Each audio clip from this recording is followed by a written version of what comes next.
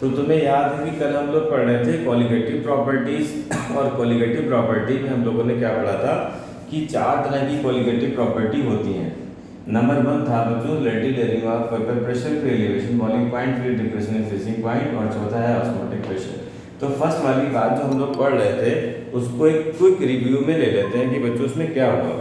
तो quick review में ये हुआ कि कल हम लोग पढ़ रहे थे, हाँ अमन अभी तुम आया हो, कल वाला वीडियो देख लेना, उसमें हम कॉलिगेटिव प्रॉपर्टी हम लोग स्टार्ट किए हैं। चार तरह की प्रॉपर्टी होती है कॉलिगेटिव प्रॉपर्टी, तो उसको एक बार फिर से बच्चों डिस्कस करते हैं कि कॉलिगेटिव प्रॉपर्टी क्या है। तो कॉलिगेटिव प्रॉपर्टी बच्चों बताओ जरा, तुम लोगों ने सुना हुआ है पहले, समीक्षा, खुशी, तुम लोग बताओ कि कॉलिगेटिव प्रॉपर्टी हम किसे कहते थे, कौन सी प्रॉपर्टी कॉलिगेटिव प्रॉपर्टीज कहलाती हैं, बोलो बच्चों। जो प्रॉपर्टीज नंबर ऑफ पार्टिकल्स पे डिपेंड करें, शॉर्ट में ये कल तो पूरी बात दिखाई थी कि नंबर ऑफ पार्टिकल्स होना चाहिए, सॉल्यूट के होना चाहिए, नॉन वोलेटाइल होना चाहिए, इतनी बात। मगर कम से कम शॉर्ट में बहुत ही मिनिमम अगर बोलना चाहो तो वो है कि वो प्रॉपर्टीज कॉलिगेटिव प्रॉपर्टीज कहलाती हैं जो प्रॉपर्टीज क्या वो सिर्फ नंबर ऑफ पार्टिकल्स पर, नंबर ऑफ एंटिटीज पे डिपेंड करें। तो नंबर ऑफ एंटिटीज क्या चीज़ आ गई, नंबर ऑफ एंटिटीज का मतलब कभी हमारे पास आयंस होते हैं, मॉलिक्यूल्स होते हैं, एटम्स होते हैं, जो भी है तो सिर्फ नंबर ऑफ एटम कहें तो मॉलिक्यूल के केस में थोड़ी सी बात गलत होने लग जाएगी कि यार मॉलिक्यूल में तो बात नहीं हिट हो रही। तो इस तरह से जो नंबर ऑफ पार्टिकल्स हैं, मतलब आयंस, मॉलिक्यूल, एटम, कुछ भी, उन नंबर ऑफ एंटिटीज पे अगर डिपेंड जो भी प्रॉपर्टी करती हैं उनका नाम हम लोग कॉलिगेटिव प्रॉपर्टी रखते हैं। जैसे एक इलेक्शन होना, एक वोटिंग की प्रॉपर्टी कॉलिगेटिव प्रॉपर्टी है। क्यों है भाई ये? इसलिए है कि ये प्रॉपर्टी जो है इलेक्शन में सिलेक्ट होना, जीतना, हारना, ये सिर्फ नंबर ऑफ पार्टिकल्स पर यानी नंबर ऑफ वोट्स पे डिपेंड करता है और किसी चीज़ पे डिपेंड नहीं करता। अब वो किसी मेल का वोट हो, फीमेल का हो, किसी कम्युनिटी का हो, किसी रिलीजन का हो, और बूढ़े बच्चे किसी का हो, मतलब यंग का या बूढ़े का, उसे डजेंट मैटर, सिर्फ नंबर ऑफ पार्टिकल चाहिए। जितने की नंबर ऑफ वोट ज़्यादा होंगे तो फिर वो जीतने के करीब होगा वो इंसान। तो यहाँ पे मेन मैटर क्या करता है, सिर्फ नंबर। तो इसी तरह से यहाँ पर जो था कॉलिगेटिव प्रॉपर्टी क्या है सोल्यूशन की, वो प्रॉपर्टी जो कि नंबर ऑफ पार्टिकल्स पे डिपेंड कर रहे हैं। कौन से नंबर ऑफ पार्टिकल? सॉल्यूट के। कौन सा सॉल्यूट? नॉन वोलेटाइल वाला। तो नॉन वोलेटाइल का सॉल्यूट जब डिसॉल्व करा जाता है सॉल्वेंट के अंदर और सॉल्यूशन बनाया जाता है, उस वक्त क्या होता है कि बहुत सारी यानी चार प्रॉपर्टी जो हम लोग पढ़ेंगे, वो प्रॉपर्टी सिर्फ नंबर ऑफ एंटिटीज पे डिपेंड कर जाती हैं। अब वो कैसे डिपेंड कर रही थी ये बात हम लोगों ने कल देखी थी, मगर फिर से थोड़ा सा गौर करो कि कौन सी बात है बच्चों। जैसे यहाँ पर आ रहा है कॉलिगेटिव प्रॉपर्टी जो है, तो यहाँ पर हमने लिखा कॉलिगेटिव प्रॉपर्टीज, और हम लोगों ने लिखा कि कॉलिगेटिव प्रॉपर्टीज क्या क्या होती हैं। तो ये तो इसकी डेफिनेशन हो गई, कल लिखा चुके, कल वाला वीडियो देख लेना, मिल जाएगी। फिर बच्चों यहाँ पर हमारा था एक relative lowering of vapour pressure. तो यहाँ पर आया बच्चों relative lowering of vapour pressure.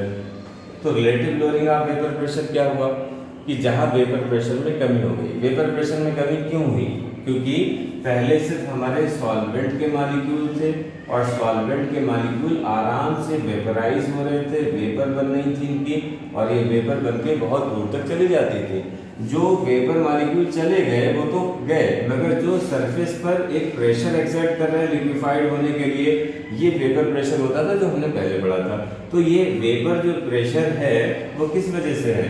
Solvent की वजह से है, और सॉल्वेंट हमारा क्या था? ये वोलेटाइल था। तो ये वोलेटाइल सॉल्वेंट है हमारा। तो अब इसमें ये वेपर प्रेशर, मान लो ये ए कंपोनेंट है तो इसका हमने P0 A कह दिया था। जैसे इसमें शुगर टाइप की चीज हमने मिलाई तो शुगर क्या है?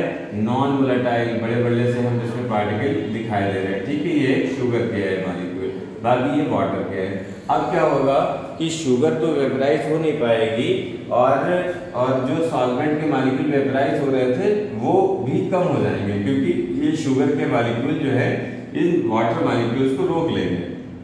तो पहले के कंपेयर में कम वेपर बनी, तो वेपर प्रेशर पहले से कम हो गया, इसका नाम हमने P रख दिया या PS रख दिया। तो यहाँ पर सॉल्वेंट का, प्योर सॉल्वेंट की वजह से वेपर प्रेशर है, यहाँ सोल्यूशन का वेपर प्रेशर कहला रहा है, मगर एक्चुअल में तो ये सोल्यूशन का वेपर प्रेशर भी सॉल्वेंट की वजह से ही तो है। ठीक है, ये सोल्यूशन का वेपर प्रेशर किसकी वजह से है? सॉल्वेंट की वजह से। और पूरा सॉल्वेंट हो भी नहीं पाता, बल्कि और कुछ सॉल्वेंट में कमी हो जाती है। कमी कैसे हो जाती है सॉल्वेंट में? कि जो सॉल्वेंट के मॉलिक्यूल फ्रीली वेपराइज हुआ करते थे, आज वो बड़े बड़े से मॉलिक्यूल्स नॉन वोलेटाइल उसको रोक लेंगे, वेपराइज नहीं होने देंगे। तो इस चीज में हमें क्या हुआ कि यहाँ पर लोअरिंग ऑफ वेपर प्रेशर पैदा हुई और P0 से कम पाया गया। कौन? P। P का मतलब है वेपर प्रेशर ऑफ सोल्यूशन, मगर सोल्यूशन का कहला रहा है। एक्चुअल ये सोल्यूशन का भी सॉल्वेंट की वजह से ही है, क्योंकि ये वाला जो सॉल्यूट है ये तो हमारा नॉन वोलेटाइल है, जो कि कभी वेपर नहीं बना सकता।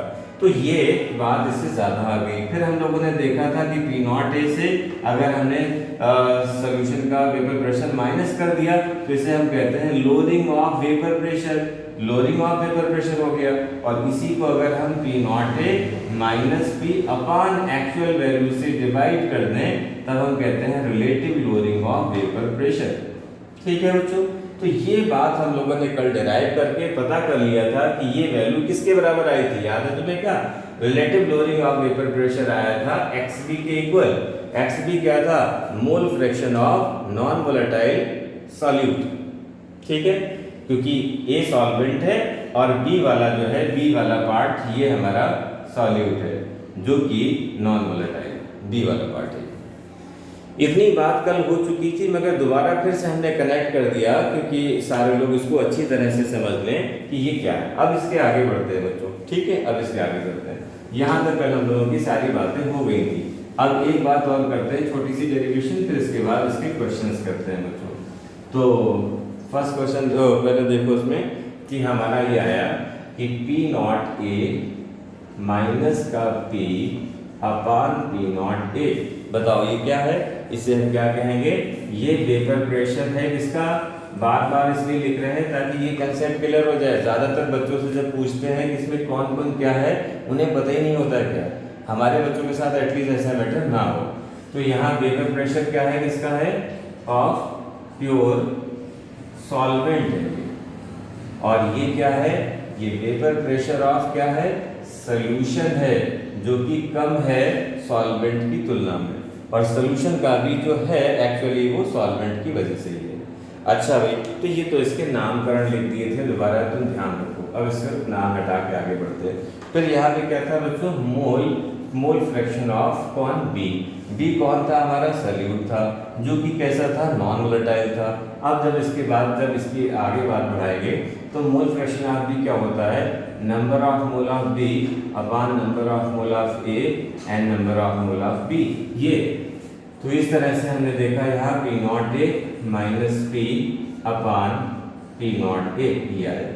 यहाँ तक पहुँच गए। LHS तो चल ही रही है, RHS में सिर्फ मोल फ्रैक्शन का फार्मूला ही रखा है और कुछ नहीं किया। मोल फ्रैक्शन का फार्मूला हम लोगों ने रख दिया। अब क्या होगा बच्चों कि यहाँ पर हम जानते हैं for dilute solution.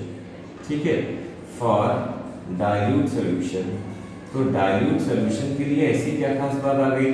Dilute solution अगर वेरी डाइल्यूट सोल्यूशन है तो नंबर ऑफ मोल सोल्यूट के बहुत कम होंगे, much less than number of mole of solvent.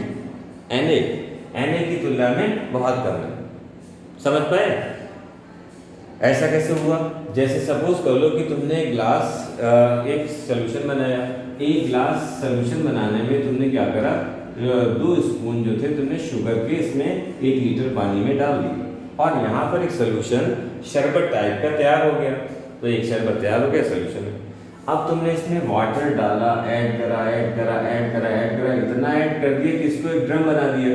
तो अगर तुमने एक ड्रम में कन्वर्ट कर दिया है तो ये डाइल्यूट सोल्यूशन हो गया। और ये डाइल्यूट सोल्यूशन हुआ का मतलब क्या हुआ कि इसमें सॉल्यूट पार्टिकल आज भी 2 चम्मच ही हैं शक्कर, मगर पानी कितना है? जहाँ 1 लीटर हुआ करता था वहाँ पर आज 5000 लीटर हो गया। 5000 लीटर बहुत बढ़ गया। तो इसका मतलब है सॉल्वेंट मॉलिक्यूल के कंपेयर में सॉल्यूट मॉलिक्यूल नेग्लिजिबल हो गए। अच्छा, नेग्लिजिबल हो गए तो Na प्लस Nb की जगह पे क्या करेंगे, Nb को 0 ले लेंगे। तो Nb को 0 ले लेंगे तो रिजल्ट देखो जरा, Nb ऊपर तो रहेगा ही, नीचे Na प्लस 0 ही हो गया। और यहाँ पर क्या हुआ, P not a minus P upon P not a ये हुआ।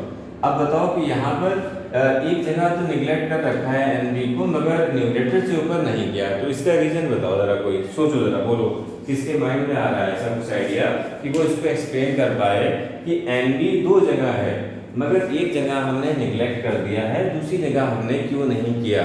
इसको अगर तुम कुछ सोच सकते हो, कुछ बोल सकते हो तो बोलो, वरना पीछे हम बता रहे हैं, बताओ। सर क्योंकि नीचे Na के कंपैरिजन में बहुत कम थे वो। हाँ बिल्कुल सही बात है, ठीक तुमने सही बताया कि यहाँ पर इसके कंपेयर में कम है। जिसको एक और एग्जाम्पल से बताएं, कुछ लोग अभी भी इसको बहुत क्रिस्टल क्लियर तौर पे नहीं समझ पाएंगे क्या कहना चाह रहे हैं। देखो बच्चों, अगर एक 50 रुपीज़ का एग्जाम्पल ले लें, 50 रुपीज़, एक इंसान ऐसा है जो भूखा मर रहा है और उसके पास खाने के लिए कुछ नहीं, तो इसके पास अगर 50 रुपीज़ की एक हम डाइट पैक करा के इसको दे दें तो ये तो जस्ट मरने वाला था ना इंसान, तो इसके लिए तो ये सब कुछ है। मगर यही 50 रुपीज़ अगर हम बिल गेट्स के अकाउंट में ऐड कर दें या डिपॉजिट कर दें तो उसके अकाउंट में कोई बैलेंस बढ़ने वाला नहीं, वो बिल्कुल नेग्लिजिबल इफेक्ट आएगा, उसका पता भी नहीं लगेगा कि वो कहाँ पर है। तो जिस तरह से बहुत बड़ी वैल्यू में छोटी वैल्यू ऐड करी जाती है तब उसका इफेक्ट नेग्लिजिबल होता है, मगर जहाँ पर एक सिंगल ही छोटी वैल्यू होती है तो वो छोटी है मगर वो जीरो का इफेक्ट नहीं देती।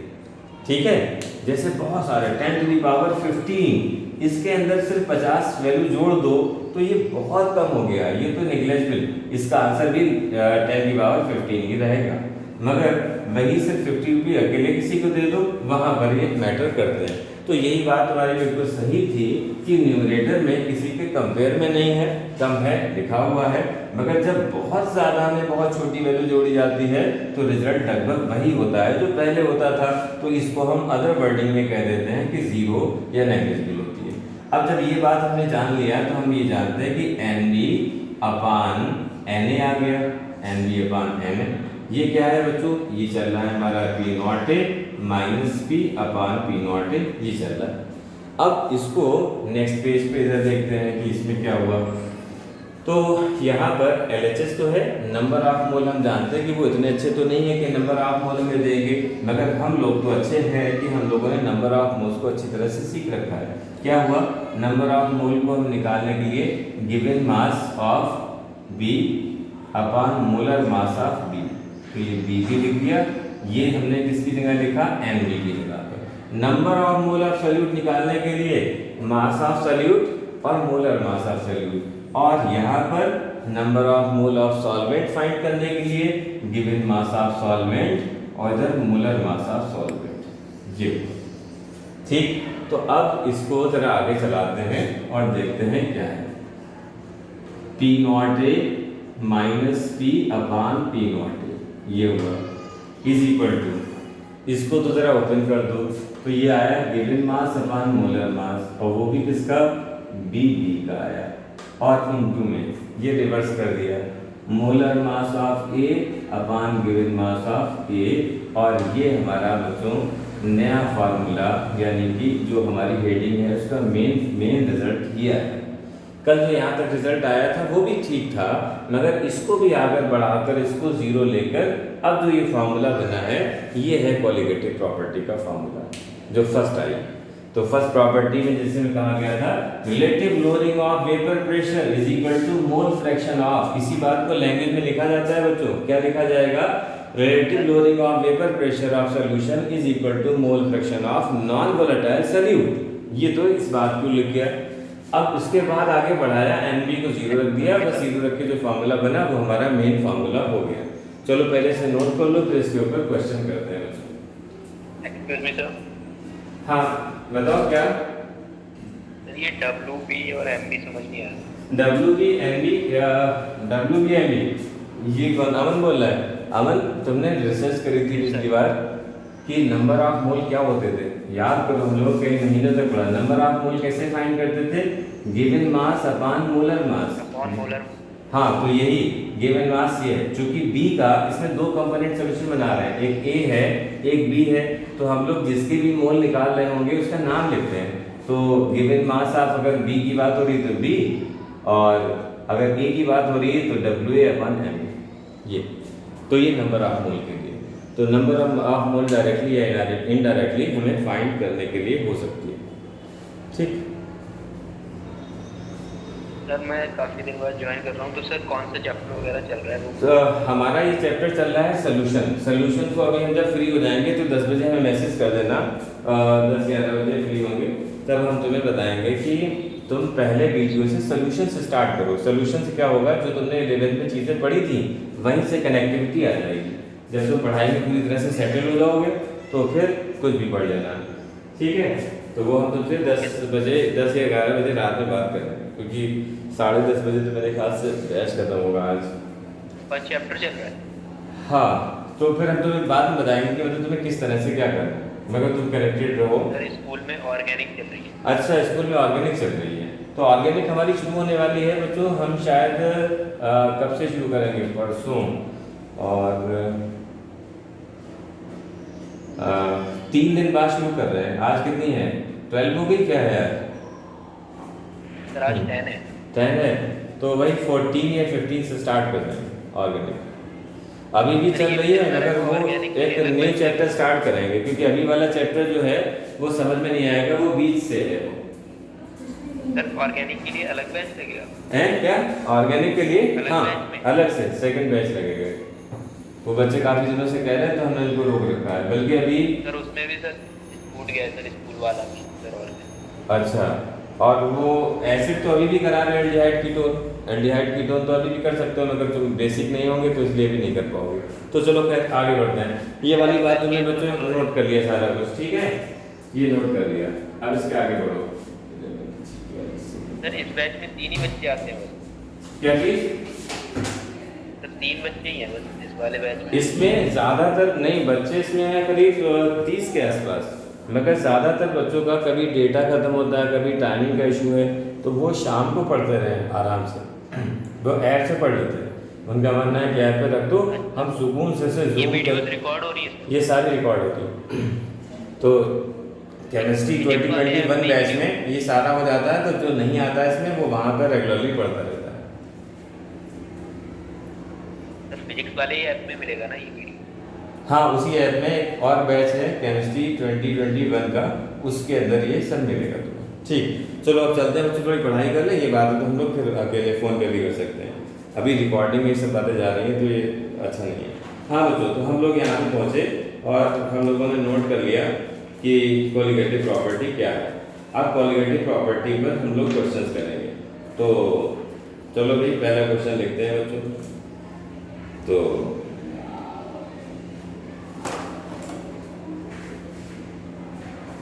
तो बच्चों फर्स्ट क्वेश्चन आ रहा है, हम लिख दे रहे हैं इसको। नोट हो गया ना सबका? बहुत ही इंपॉर्टेंट क्वेश्चन है, जरा ध्यान से इसको देखना और करना कि क्या है। Vapour pressure of water,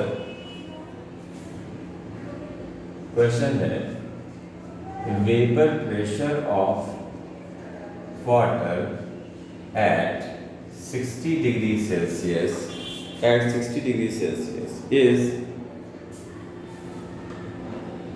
is 20 mm of Hg। ठीक, 20 मिलीमीटर ऑफ Hg वाटर का है। अच्छा, and lowering of vapour pressure of a sugar solution and lowering of vapour pressure of sugar solution, ठीक है, sugar solution is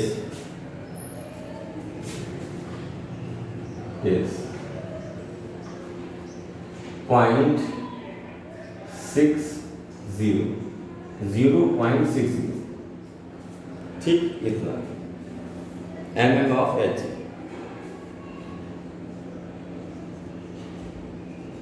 mm of Hg, ये इतनी value दे रखी। अब हमें कैलकुलेट करना है। Calculate number 1 relative lowering of vapour pressure. First part निकालना है, relative lowering of vapour pressure. दूसरा, vapour pressure of the solution, vapour pressure of the solution, vapour pressure of solution.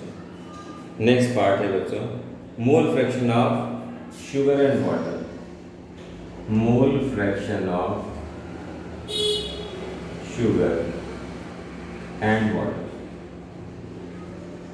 चलो भाई पहले दो को ट्राई करो, हम भी पीछे पीछे चल रहे हैं, मगर पहले तुम प्योरली इसे ट्राई करके देखो, आसानी से हो जाएगा ये। हाँ बच्चों, तो बताओ कहाँ से शुरू किया जाए और क्या हमें दे रखा है। इसको तुम वाटर को ए कंसीडर कर सकते हो, शुगर को बी कंसीडर कर लो, अपने फॉर्मूले में फिट कर सकते हो उसको, और पूरी बात लॉजिकली लिखना। ये डायरेक्ट ऐसा नहीं कि बस सीधा फॉर्मूला लगाया वैल्यू आ गया, थोड़ा सा सोचने वाला है। जिसका कंसेप्ट क्लियर होगा वही कर पाएगा बस इसको। मेरे टर्म्स क्लियर नहीं है सर, वेपर प्रेशर और ये।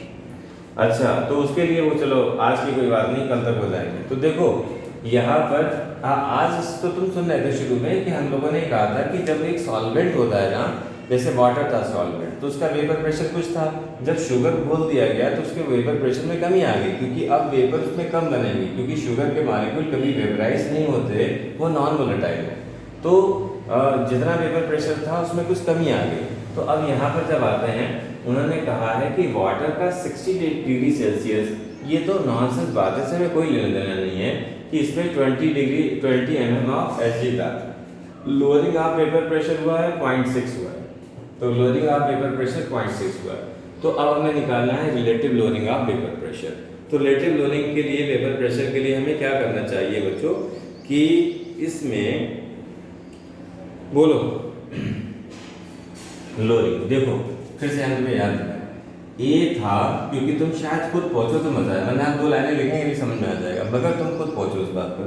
ए था ये P0 A, जब हमने सॉल्यूट मिला दिया उस वक्त हुआ P, सोल्यूशन का है, इसको PS पे लिख सकते हो।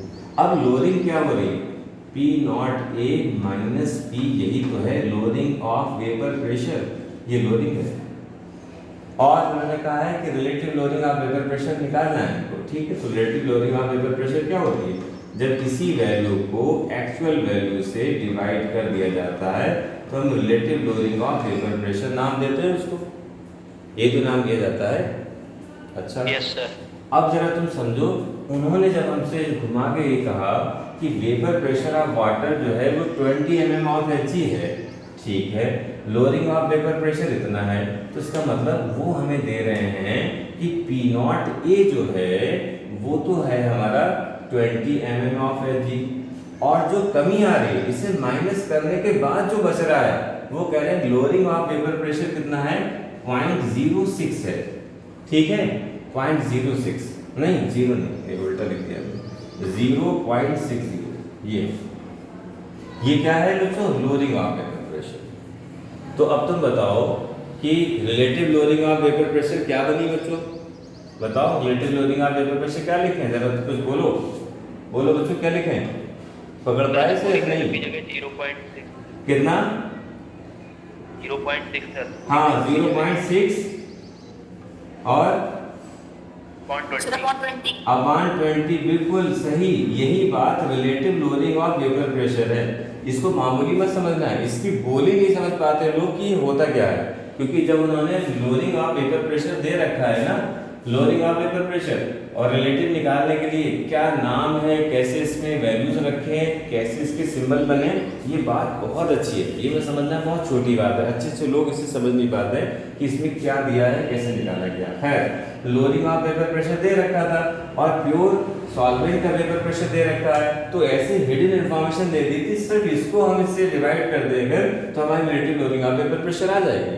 अब अगर इतनी बात जान ली है तो बाकी दोनों पार्ट तुम करोगे, वेपर प्रेशर ऑफ सॉल्यूशन भी तुम नहीं बताओगे, मोल फ्रैक्शन दोनों लोगों के तुम नहीं बताओगे, तुम लोग सोचो जरा।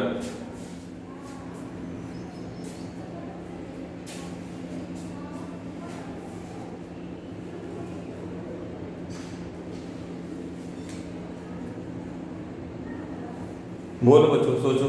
कुछ भी नहीं है, मगर सोचने के लिए बड़ा अच्छा कंसेप्ट है ये।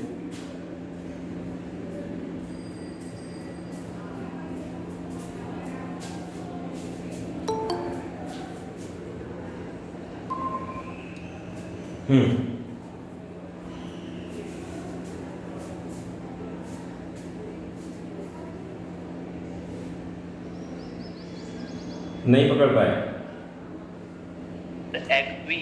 XB के हाँ सही कहा तुमने, XB। कुछ ठीक बात आ रही लाइन पर। Relative lowering of vapour pressure ही तो XB होता था, और XB का मतलब क्या है? मोल फ्रैक्शन ऑफ सॉल्यूट जो कि नॉन वोलेटाइल। या पहुंच पाए? तो इसका मतलब तुम्हारा जो भी आंसर ये आया था, इससे तुमने क्या करा, यहाँ से उड़ा दिया इसको, ये आ गया 3 आ गया, तो 0.03 relative lowering of vapour pressure क्या हो गया? 0.03। अरे ये बात समझ पाए?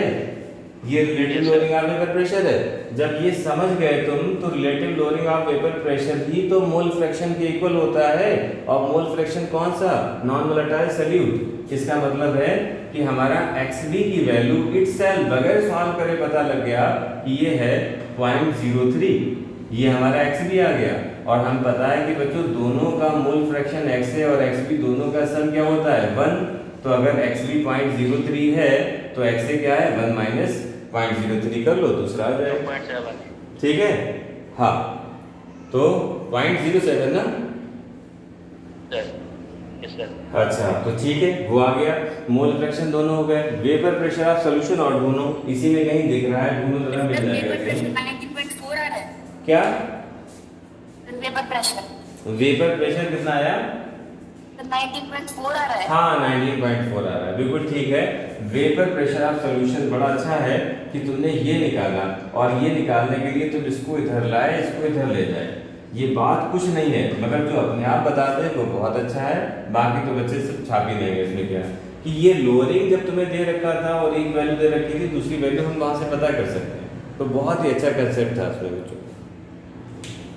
ठीक, तो नेक्स्ट एक क्वेश्चन और लिखो, इसी जैसा पहले कर लो, बाद में फिर डिफरेंट होंगे इसमें।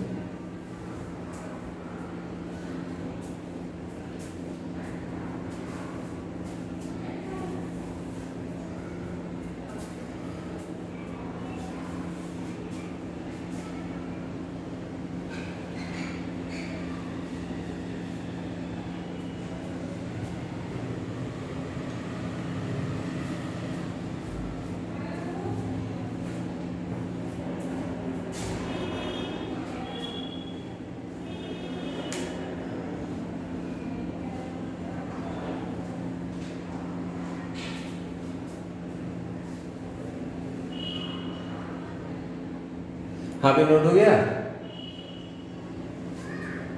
Yes sir. ठीक, नेक्स्ट क्वेश्चन लिखते हैं बच्चों एक और।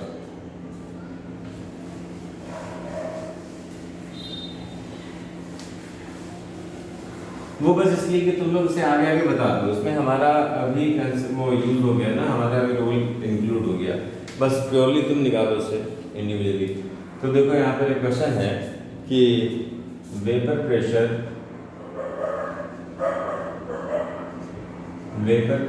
Of solvent at 70 degrees Celsius is 70 degrees Celsius is 30 mm of Hg when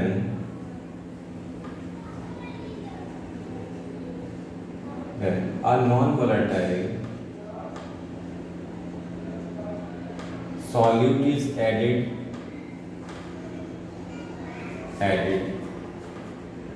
its vapor pressure becomes 25 mm of Hg. Find mole fraction of both components and lowering of vapour pressure, lowering of vapour pressure, और तीसरा part ये second हो गया। Third हो गया relative lowering of vapour pressure, relative lowering of vapour pressure. बताओ जरा इसमें क्या सोचा तुमने इसमें?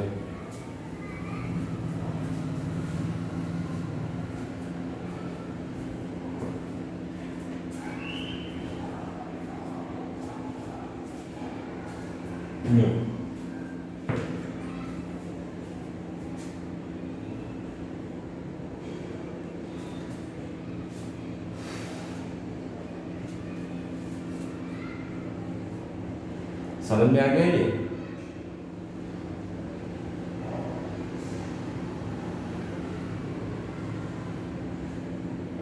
करें या कर रहे हो?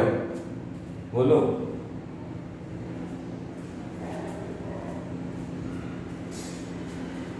लोअरिंग ऑफ बीपी पता चल गया सर। हाँ, pressure lowering of vapour pressure, ठीक है। चलो पहले तुम बता रहे हो कि लोअरिंग ऑफ वेपर प्रेशर है, तो लोअरिंग ऑफ वेपर प्रेशर जो होता है वो P not a minus P होता है।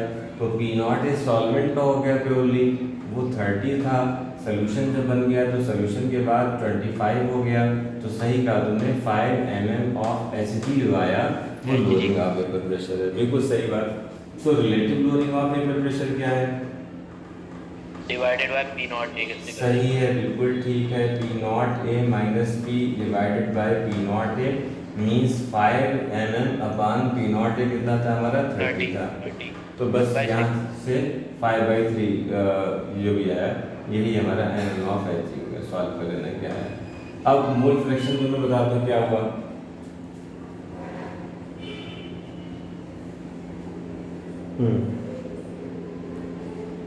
मोल फ्रैक्शन क्या है? 0.167। 0.167। अच्छा, तो मोल फ्रैक्शन यही जो हमारा रिलेटिव लोअरिंग वेपर प्रेशर है वही एक्स भी हो गया। यानी इसको लैंग्वेज लग रहा है मोल फ्रैक्शन ऑफ कौन है? मोल fraction of non volatile. Non volatile क्या है बच्चों? सल्यूट है। अब अगर हमें सॉल्वेंट चाहिए तो हमें पता है कि XA प्लस XB दोनों का सम होता है 1। ये तो वैल्यू तो तुम जानते हो, तो ये पता कर लो सॉल्वेंट में क्या है। ठीक है, ठीक है बच्चों, आज तो यहीं तक रखेंगे।